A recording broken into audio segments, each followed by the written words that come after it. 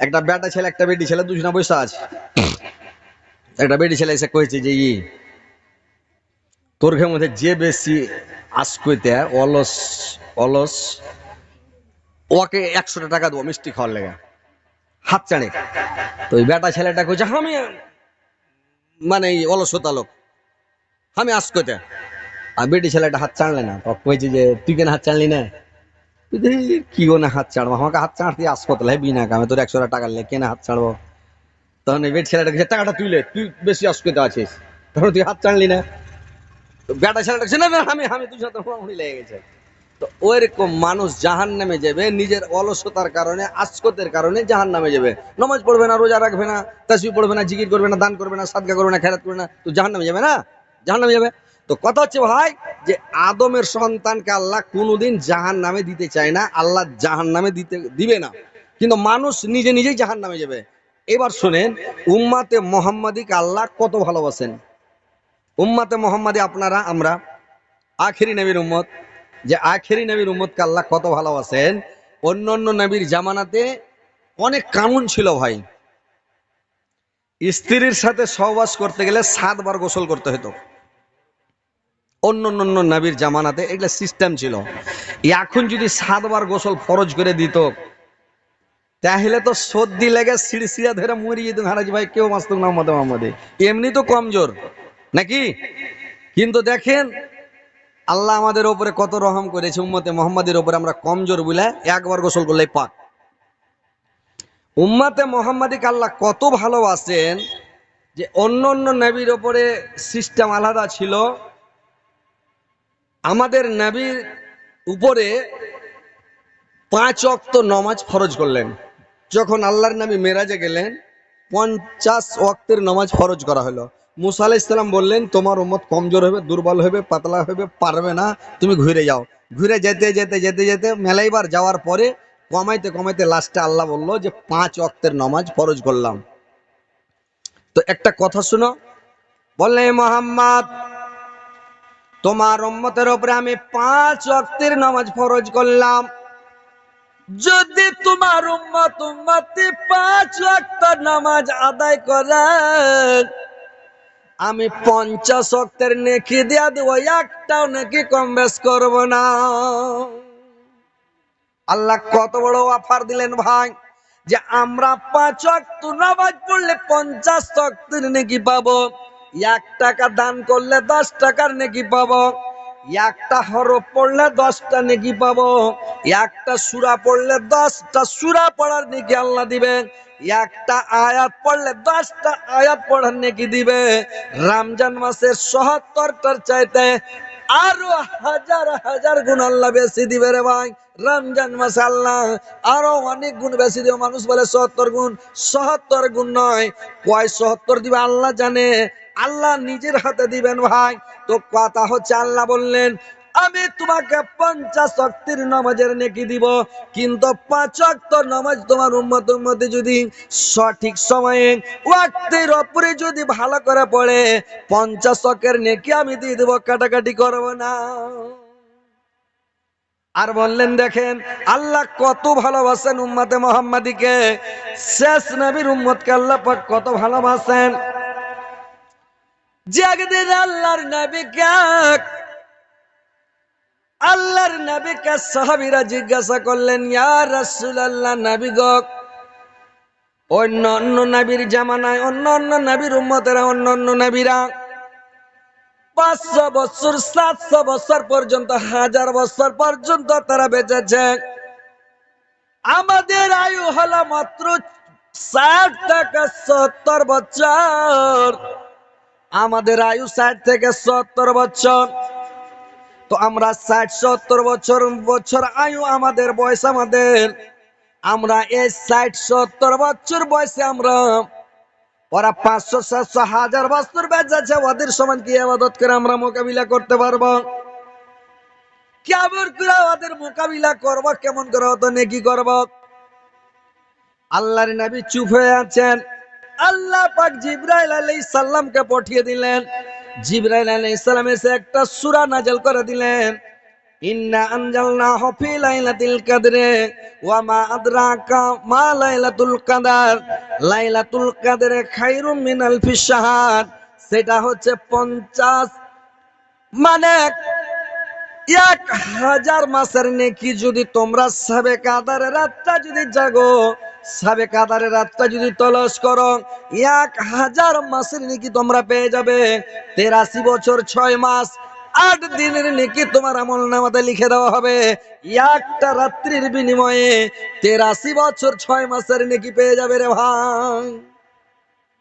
83 বছর 6 মাসের নেকি একটা রাতে পেয়ে যাওয়া। ওরা 700-800 বছর ইবাদত করে কি করবে? তাইলে আমরা এই বছর পেলাম 83 বছর, আর বছর ফের 83 বছর, তারপর বছর ফের 83, ফের 83 করতে করতে ওরাকে পাছে ফেলে দেবো। উম্মতে মুহাম্মাদি কিয়ামতের দিন সব থেকে আগা কাতারে থাকবে ভাই। আপনারা আমরা আগা কাতারে থাকবো জি। এটা আল্লাহ আমাদেরকে কত ভালোবাসেন উম্মতে মুহাম্মাদিকে। আর উম্মতে মুহাম্মাদি আগে আমরা জান্নাতে যাব। আপনারা আমরা সবাই চলে যাবো জান্নাতে। উম্মতে মুহাম্মাদি জান্নাতে যাইয়া শেষ হবে, তারপরে অন্য নবীর উম্মতেরা জান্নাতে যাবে। না তো একটা ঔষধ করার লেগাও যাবে না, সব উম্মতে মুহাম্মাদি আগে যাবে। চলো চলো চলো চলো চলো চলো, ঢুকো কাটিহারের লোক, পূর্ণিয়ার লোক, আরারিয়ার লোক, কিষানগঞ্জ জেলার লোক, ঢুকো সুপলের লোক, তারপরে বাঙালির দিকে ঢুকো, দিনাজপুর, উত্তর, দক্ষিণ, মালদা, মুর্শিদাবাদ, বীরভূম, বাঁকুড়া, হুগলি, হাওড়া, ঢুকো সব চলো। উম্মতে মুহাম্মাদি শেষ, এইবার তখন অন্য অন্য নবীর উম্মতেরা জান্নাতে যাবে। আল্লাহ কত ভালোবাসেন উম্মতে মুহাম্মাদিকে বলেন তো। কিয়ামতের দিন কোন নবীর হাত জ্বলবে না, কোন নবীর উম্মতের হাত পা জ্বলবে না, উম্মতে মুহাম্মাদির হাতগুলা জ্বলবে রে ভাই। এই যে আপনারা আমরা যখন উজু করি যেখান থেকে হাত গুলাকে ধুয়েছি, মুখ ধুয়েছি, পূর্ণিমার চাঁদের মাথায় যে হ্যালোজিন দেখছেন ভাই কত জ্বলছে, চোখ ধরা যায় না, চোখকে তিরিবিরিয়ে দিয়েছেন। এরকম হ্যালোজিনের মতন মুখ জ্বলবে টস টস করে, হাত জ্বলবে একেবারে পূর্ণিমার চাঁদের মাঝে বাতির মতন, লম্বা বাতির মতন হাত জ্বলবে, পা গুলো জ্বলবে যেখান থেকে উজুর পানি দিয়ে মানে ধুয়েছেন, এই অঙ্গ প্রত্যঙ্গ গুলো খালি জ্বলবে টস টস করে। শুধু উম্মতে মুহাম্মাদির জ্বলবে, অন্য কোন নবীর উম্মতের হাত পা জ্বলবে না ভাই। আল্লাহ আমাদেরকে কত ভালোবাসেন উম্মতে মুহাম্মাদিকে। অন্য অন্য নবীরা মুসা আলাইহিস সালাম আফসোস করে বলবে আল্লাহ, ফেরেশতারা বলবে এরা কারা? ফেরেশতারা বলবে এরা উম্মতে মুহাম্মাদি শেষ নবীর উম্মত।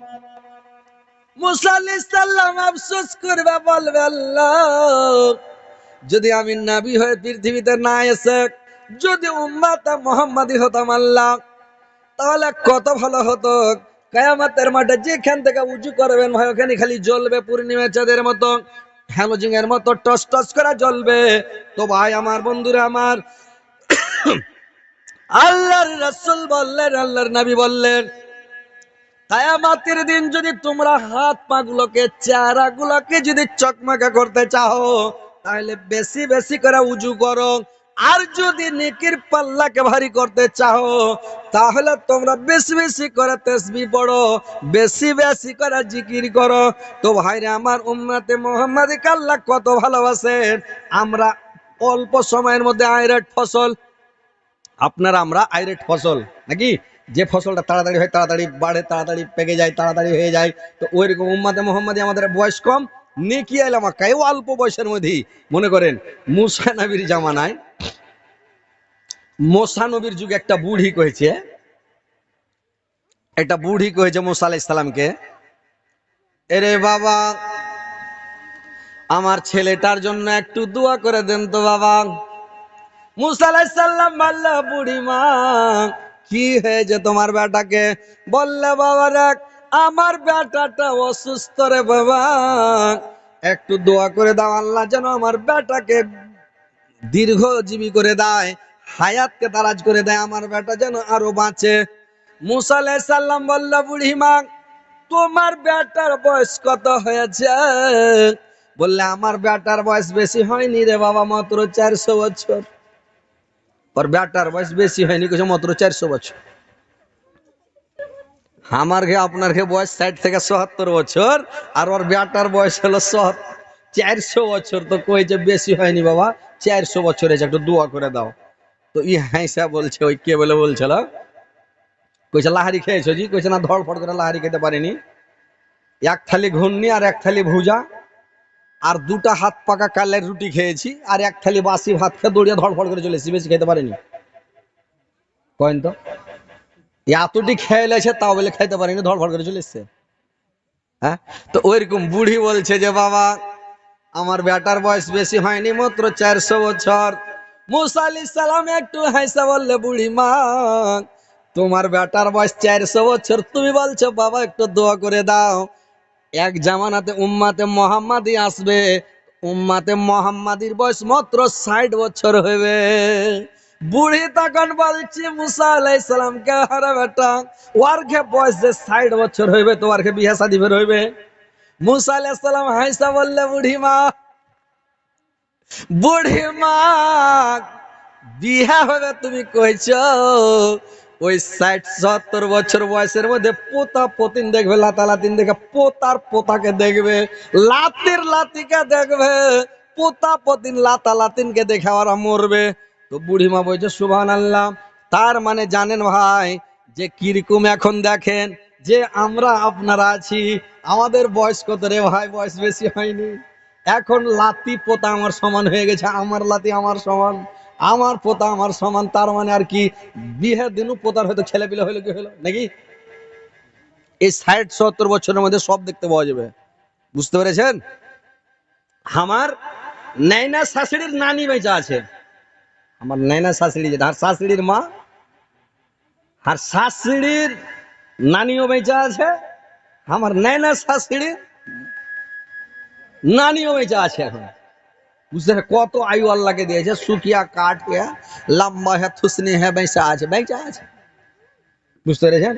এর আল্লাহর তারই প্রশংসা লয়। আমাকে দেখেছে, দেখে খুঁজছে, আর নাইনা শাশুড়ির নাম কইছে, আর কইছে আরে ওর এত বড় লাতিন হয়ে গেছে, বিয়ে হয়ে গেছে হজরত আলী, ফের ওর লাতি যাওয়াই ও চন্দ হয়ে গেছে। এইটা কোনো চন্দ হাইবের কোনো কথা হলো? আল্লাহ হালকা বসে দিয়ে দিছে, কি হবে? তো কথা হচ্ছে ভাই যে আমরা উম্মাতে মোহাম্মদী আইরেট ফসল, আগকার লোক ওরা 200-300 বছরে যেটি খেয়েছে, অতি আমরা 60 বছরে খেয়ে লিছি, খাই না জি ভাই?